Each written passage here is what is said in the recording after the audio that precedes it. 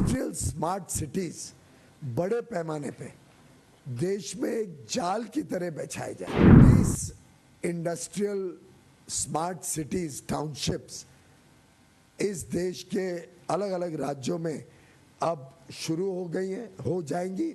8 शुरू हो गई हैं, 12 और जल्द शुरू हो जाएंगी। 50 से 70 लाख और नौकरियों का साधन ये हमारे 12 इंडस्ट्रियल स्मार्ट सिटीज जो आज कैबिनेट ने अप्रूव किए इसमें खड़े होने की संभावना है। हम सब जानते हैं कि अगर देश को विकसित देशों की श्रेणी में आना है तो अवश्य उसमें आत्मनिर्भरता भी जरूरी है, उसमें उत्पादन भी जरूरी है कि जो हमारे देश की ज़रूरतें हैं वो भारत में बने। उसमें अंतर्राष्ट्रीय व्यापार भी बहुत अवश्य होता है कि निर्यात में भी हम अपना परचम फैलाएं और निर्यात में किस प्रकार से भारत जो $2 ट्रिलियन का हमने एक इंटरमीडिएट लक्ष्य अगले 6 साल में 2030 तक जो $2 ट्रिलियन का लक्ष्य जिसमें $1 ट्रिलियन उत्पादन होगा, $1 ट्रिलियन सेवा के क्षेत्र में होगा, इसको भी पूरा करें। तो अगर हमें देश के युवा युवतियों की आशा अपेक्षाओं को पूरा करना है, देश के युवा युवतियों को नए रोजगार के अवसर, नए व्यापार उद्योग के अवसर देने हैं, उद्यमी बनाना है, स्टार्टअप्स को प्रोत्साहन देना है, हमारी बहनों महिलाओं को आर्थिक गतिविधियों के साथ जोड़ना है, तो देश में मैन्युफैक्चरिंग को बल मिले, उसमें गति आए, ये अति आवश्यक है। और उसको मद्देनज़र रखते हुए ये निर्णय लिया गया कि इंडस्ट्रियल स्मार्ट सिटीज बड़े पैमाने पे देश में एक जाल की तरह बिछाए जाए। आप सब जानते हैं प्रधानमंत्री अटल बिहारी वाजपेयी जी ने गोल्डन क्वाड्रिलेटरल जब बनाया था तो पूरे विश्व में एक पहचान बनी भारत की कि अब अंतर्राष्ट्रीय स्तर का इंफ्रास्ट्रक्चर भारत में, देश के चारों कोने एक दूसरे से जुड़ गए हैं। आज देश के अलग अलग विभागों में भी आधुनिक इंफ्रास्ट्रक्चर लोगों को मिल सकता है। प्रधानमंत्री मोदी जी ने अपने 10 साल के कार्यकाल में इसी प्रकार से देश के कोने कोने को जोड़ने के लिए कनेक्टिविटी बढ़ाना, सोच बदलना, एक देश की सोच, एक देश की कल्पना को और प्रस्थापित करना। और ये सिर्फ आर्थिक नहीं, लगभग हर संभव विषय में देश को जोड़ना, देश की एकता अखंडता को सुरक्षित रखना, देश में जो लाभ पहुंचता है वो कोने कोने तक पहुंचे, फिर वो चाहे रोजमर्रा की जरूरत है क्यों ना हो। आखिर अगर अनाज हमें कोविड के समय भी पहुंचाना था देश के कोने कोने तक, तो जो का तू पहुंचा। और हमें गर्व है भारत को कि दुनिया आज पहचान भारत की बना चुकी है कि पूरे कोविड में जब दुनिया सोचती थी भारत में तो बड़ी समस्या होगी, एक व्यक्ति को रात को भूखा नहीं सोना पड़ा। फिर चाहे डिजिटल कनेक्टिविटी हो, मैं कल ही आया हूँ सिंगापुर से, अमेरिका जाओ, यूरोप जाओ, दुनिया के कोई विकसित देश में जाओ, भारत का डिजिटल कनेक्टिविटी शायद दुनिया में सबसे बेहतरीन है। बिजली का क्षेत्र देख लो, किसने सोचा था घने जंगलों में, पहाड़ों के ऊपर, रिमोट एरियाज में, बॉर्डर विलेजेस में बिजली पहुंचेगी। मोदी जी ने कहा पहुंचानी है तो हर गांव हर घर तक पहुंचेगी और कोई पीछे ना रह जाए। तो रोटी, कपड़ा, मकान, बिजली, सड़क, पानी, स्वास्थ्य, शिक्षा, हर क्षेत्र में पूरे देश को जोड़ते हुए हर संभव कदम उठाया गया कि सब जगह पहुंचे। आज तो हमारे लिए बड़ी खुशी की बात है, जनधन अकाउंट के 10 वर्ष पूरे हुए। ये 10 वर्ष की गाथा जिसमें आज 53 करोड़ बैंक अकाउंट, जनधन के 0 डिपॉजिट अकाउंट आज देश में खुले हैं। अभी मैं पढ़ रहा था, माननीय वित्त मंत्री ने और 3 करोड़ अकाउंट खोलने का इस साल निर्णय लिया। अब मुझे पता नहीं आप लोगों में कितना इसकी चेतना जागृत हुई है कि ये कितना महत्वपूर्ण निर्णय था जो अगस्त 2014 में प्रधानमंत्री जी ने लागू किया। क्योंकि अगर जनधन अकाउंट के माध्यम से हर घर और अब तो लगभग हर नागरिक का अपना खुद का बैंक अकाउंट नहीं होता, तो ये जो कल्पना से बाहर काम हुए हैं 10 वर्ष में, ये शायद नहीं हो पाते। आज डायरेक्ट बेनिफिट ट्रांसफर से 35 लाख करोड़ रुपए पहुंचाना बिना भ्रष्टाचार, बिना बिचौलिए, पारदर्शी तरीके से हर लाभार्थी तक, ये संभव नहीं होता। इतने बड़े पैमाने पे डिजिटल टेक्नोलॉजीज का भारत में लागू होना और उसके माध्यम से भारत एक विश्व ताकत बन जाए और भारत की डिजिटल टेक्नोलॉजीज दुनिया की ईर्ष्या का कारण बने, ये जनधन खातों के बगैर हो नहीं सकता। पर प्रधानमंत्री जी स्वयं मॉनिटर करके, और ये मैंने मेरे बीट जर्नलिस्ट को तो पता है, मैंने कई बार बताया भी है, कैसे प्रधानमंत्री जी रोज सुबह 9 बजे, रोज सुबह अगस्त 2014 से जनवरी तक जो पहला चरण था, रोज सुबह मॉनिटर करते थे आज कितने खाते खुले, कहाँ पे अच्छा चल रहा है, कहाँ कमजोर है, जहाँ अच्छा चल रहा है उनको प्रोत्साहन देना, जहाँ कमजोर है उनकी समस्या समझ के उनको बढ़ाना। तो एक प्रकार से सरकार की पहचान रही है कि पूरे देश में बहुमुखी विकास हो। ये मैं इससे परिप्रेक्ष्य दे रहा हूं कि आज का निर्णय एक बहुत अहम कड़ी इस दृष्टिकोण से देखने की आवश्यकता है। देश के कोने कोने में जब इंडस्ट्रियल सिटीज बनेंगी, स्मार्ट सिटीज बनेंगी, और जो 11 इंडस्ट्रियल कॉरिडोर हमने निर्धारित किए हैं, वो एक प्रकार से गोल्डन क्वाड्रिलैटरल की तरह पूरे देश को कवर करते हैं। 11 इंडस्ट्रियल कॉरिडोर। अब एक एक कॉरिडोर में राज्य सरकारों से वार्तालाप करके, विचार विमर्श करके हम इंडस्ट्रियल सिटीज या मल्टी मॉडल लॉजिस्टिक्स हब्स या मल्टी मॉडल ट्रांसपोर्ट हब्स खड़े कर रहे हैं। और ये जो जाल अब बिछ रहा है, अभी तक 4 प्रोजेक्ट्स तो बहुत तेजी से लग चुके हैं, 4 पे काम शुरू हो गया है, और आज माननीय वित्त मंत्री ने 2 प्रोजेक्ट और कैबिनेट ने 10, ऐसे 12 और प्रोजेक्ट्स तय करके, अप्रूव करके 20 इंडस्ट्रियल स्मार्ट सिटीज, टाउनशिप्स इस देश के अलग अलग राज्यों में अब शुरू हो गई हैं, हो जाएंगी। 8 शुरू हो गई हैं, 12 और जल्द शुरू हो जाएंगी।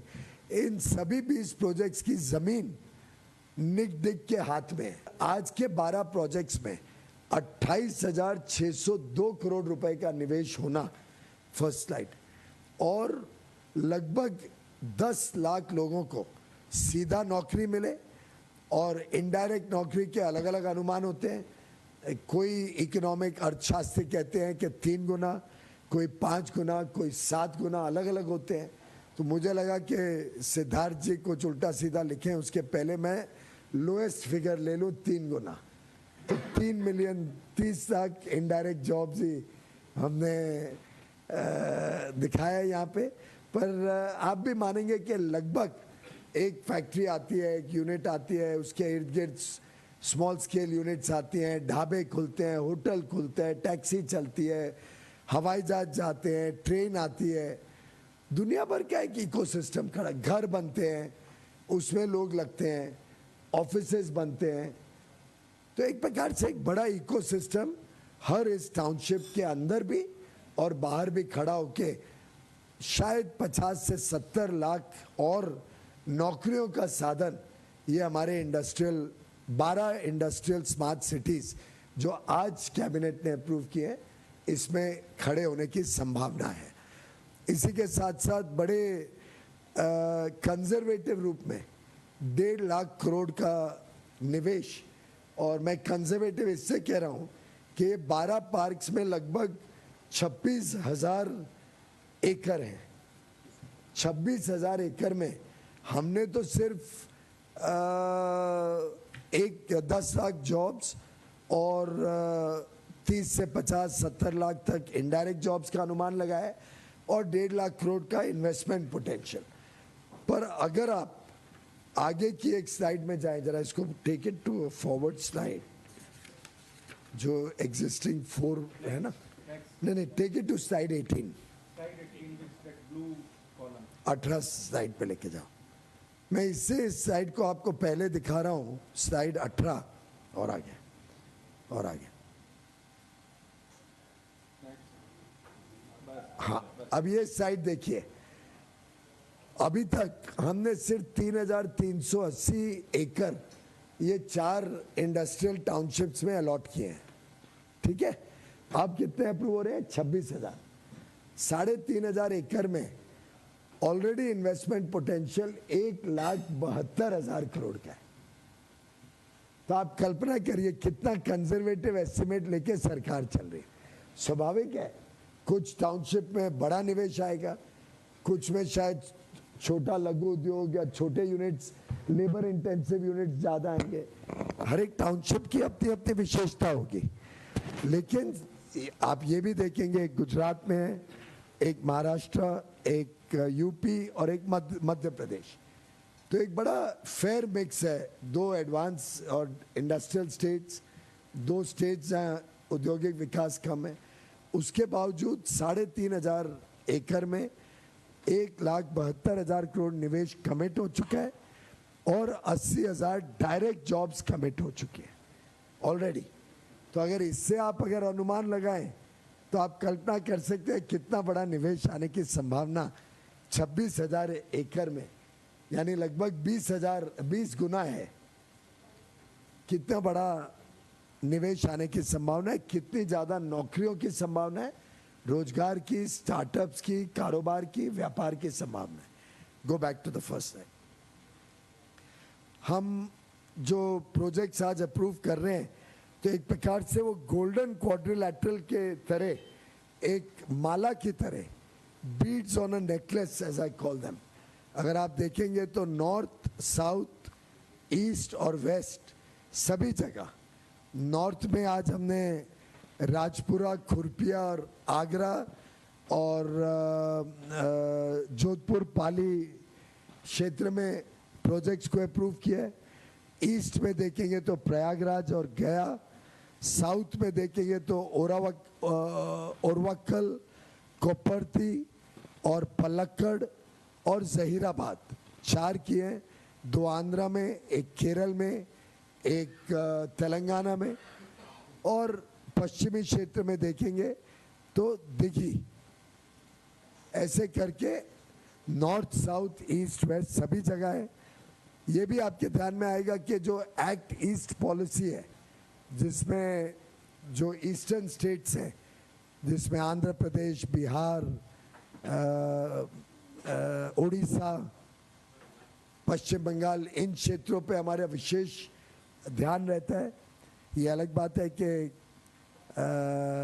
पिछली सरकारों ने हमें उड़ीसा में ज़मीन अभी तक नहीं उपलब्ध कराई, या पश्चिम बंगाल तो बात भी नहीं करता है। पर आज ही कैबिनेट अप्रूवल के तुरंत बाद मेरे भाई धर्मेंद्र प्रधान जी मेरे पास आए। उन्होंने कहा अब उड़ीसा में भी अगला निकनिक का इंडस्ट्रियल टाउनशिप होना चाहिए, सरकार बदल गई है, अब हम ज़मीन आपको उपलब्ध करा देंगे। तो उड़ीसा ऑलरेडी आ गया है, हो सकता है आगे चल के अब यही स्थिति पश्चिम बंगाल में भी हो जाए। तो ये दर्शाता है कि जहाँ जहाँ राज्य हमारे साथ जुड़ जाते हैं, वहाँ वहाँ केंद्र सरकार 4 कदम आगे जाके उनके साथ मिलके औद्योगिक विकास के लिए प्रतिबद्ध है। ये सब प्रोजेक्ट्स में वर्ल्ड क्लास इंफ्रास्ट्रक्चर, प्रधानमंत्री की गति शक्ति का जो एक डिजिटल सैटेलाइट के माध्यम से बनाया हुआ टेक्नोलॉजी है, उससे इन सब प्रोजेक्ट्स की स्टडी करी गई है, मैपिंग करी गई है। थोड़ा आगे 1-2 मैं एग्जांपल्स भी दूंगा। और प्लग एंड प्ले इंफ्रास्ट्रक्चर, इसको दिमाग में रखते हुए कि लोग अपने घर से काम तक चल के या साइकिल पे भी जा सके, एनवायरमेंटल इकोसिस्टम्स क्रिएट करना, सस्टेनेबल सिटीज़ बनाना और रीजनल डेवलपमेंट को बैलेंस रखना, ये सब हमारे लक्ष्य रहे हैं।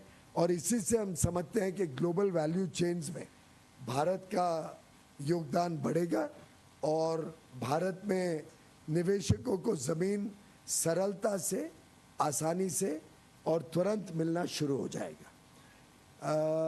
ये अलग अलग चीज़ें हैं जो ग्रीनफील्ड प्रोजेक्ट्स में हम ध्यान देते हैं। प्लग एंड प्ले इंफ्रास्ट्रक्चर हो, पानी अच्छा हो, पोर्टेबल हो, ड्रिंकिंग वाटर, और गार्डनिंग और टॉयलेट्स के लिए रिसाइकल वाटर सस्टेनेबिलिटी के हिसाब से, 24 घंटा रिलायबल पावर सप्लाई उपलब्ध हो, एफ्लुएंट ट्रीटमेंट प्लांट जिससे एनवायरनमेंट फ्रेंडली हो। हम एनवायरनमेंट क्लियरेंस लेके साथ में इंडस्ट्रियल प्लॉट देते हैं, तो बेसिक एनवायरनमेंट क्लियरेंस पूरे एरिया का हम करने के बाद ही प्लॉट्स अलॉट करते हैं, तो एक बड़ा जो डिले होती है प्रोजेक्ट लगाने में वो कम हो जाती है, फास्टर। और ये 12 के 12 प्रोजेक्ट्स में हमारे पास एनवायरनमेंट क्लियरेंस हाथ में, तो उससे प्रोजेक्ट लगाने वालों को, निवेशकों के लिए रास्ता सरल हो जाता है। मल्टी मॉडल कनेक्टिविटी, हर पार्क पे रेलवे की कनेक्टिविटी, इनलैंड कंटेनर के माध्यम, इनलैंड कंटेनर टर्मिनल या रेलवे के माध्यम से या पोर्ट नज़दीक होने के माध्यम से port connectivity, air connectivity, highway connectivity, सबको देखा जाता है। वॉक टू वर्क मैंने बताया। गैस पाइपलाइन जहाँ जहाँ पे अभी नहीं है उधर हम प्रोत्साहित कर रहे हैं, गैस कंपनीज को पाइप गैस मिले वहाँ। एनवायरनमेंट क्लियरेंस सबका है 12 की 12, और पहले 820 के 20 का एनवायरनमेंट क्लियरेंस लेके ही हम जमीन देते हैं। सिंगल विंडो क्लियरेंस, वहाँ क्षेत्र की जो जो अप्रूवल्स है वो सिंगल विंडो क्षेत्र में मिलती है, और राष्ट्रीय स्तर पे जो अप्रूवल्स है वो नेशनल सिंगल विंडो सिस्टम के माध्यम से सब अप्रूवल सरलता से मिले। पूरा जो ज़मीन का मैनेजमेंट सिस्टम है वो इंटरनेट के माध्यम से ई लैंड मैनेजमेंट सिस्टम है। जो एंकर इन्वेस्टर्स आते हैं, जो पहले प्रोजेक्ट लगाते हैं, कोई बड़ी यूनिट जिसके इर्द गिर्द और लोग आए निवेशक, उनको हम डिस्काउंट भी देते हैं। पेमेंट टर्म्स फ्लेक्सिबल रखे हैं, किसको पूरा अपफ्रंट देना है उसको सस्ती मिल जाती है, किसको 2 साल 4 साल, अलग अलग 5 साल लंबा भी मैंने कहा है पेमेंट टर्म्स हम ऑफर करेंगे। तो हर एक व्यक्ति को टेलर मेड पेमेंट टर्म्स हम देने के लिए प्रतिबद्ध हैं। सब एप्लीकेशंस और अप्रूवल्स ऑनलाइन है, पारदर्शी तरीके से हैं, बिना भेदभाव के। सिटी प्लानिंग इंटीग्रेटेड रूप में किया जाता है। वहाँ के जो सोशल इंफ्रास्ट्रक्चर है उससे लोगों को क्वालिटी लाइफ मिले। टेलीकॉम और ऑप्टिकल फाइबर केबल की कनेक्टिविटी हो, और जो केंद्र सरकार की जहाँ अब उपलब्ध हो, जैसे सेमीकंडक्टर में या पीएलआई स्कीम में, या राज्य सरकारों की जो जो इंसेंटिव और सब्सिडी स्कीम है वो सभी को इन पार्क्स में मिलती है। और प्लॉट के साइज भी हम टेलर मेड करते हैं to suit the requirement of